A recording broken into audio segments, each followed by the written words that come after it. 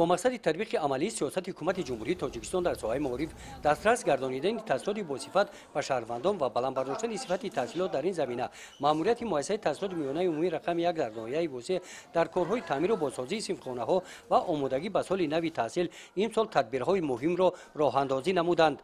کارهای تعمیر ساختمانی با مبلغ‌گذاری مقامات اجرایی حاکمیت دولتی ناحیه و دستگیری شخصان سخاوت پیشه برآمده شدند. رهبریت نوی مؤسسه با استقبال ارزنده از جشن 35 سالگی استقلالیت دولتی جمهوری تاجیکستان در راهرو و پیشتاق‌ها پرورش گل‌های گوناگون را برآمده است که دیدن این منظره زیبا در برابر آنکه طبع بیننده را شاد و بالیده می‌گرداند در تربیت زیباپرستی شاگردان مساعدت می‌نماید.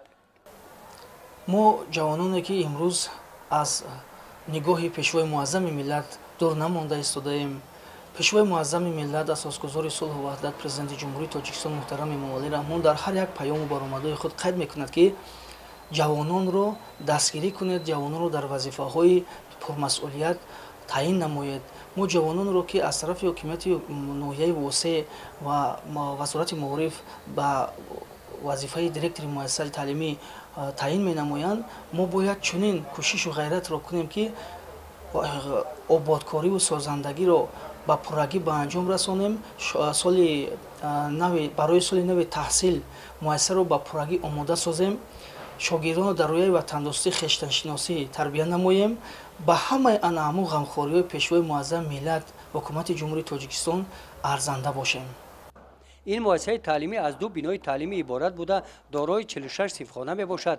صنفخانه ها از تعمیر کپیتالی برآورده شده به سال نو تحصیل پورا آماده می باشند. در عرفه سال نو تحصیل کمیسیای صلاحیتناک به حالت صنفخانه ها و تعمیر مؤسسه شناس گردیده به ساختمانچیان اظهار مینه‌داری بیان کردند. در این مؤسسه تعلیمی امسال قریب 3000 خوانندگان در صنفخانه های کشاد و برهوا به تحصیل فرا گرفته می شوند. گزارش خواجه نظریف خدای نظر ظهوروف از ناحیه واسه برای برنامه اطلاعاتی نوید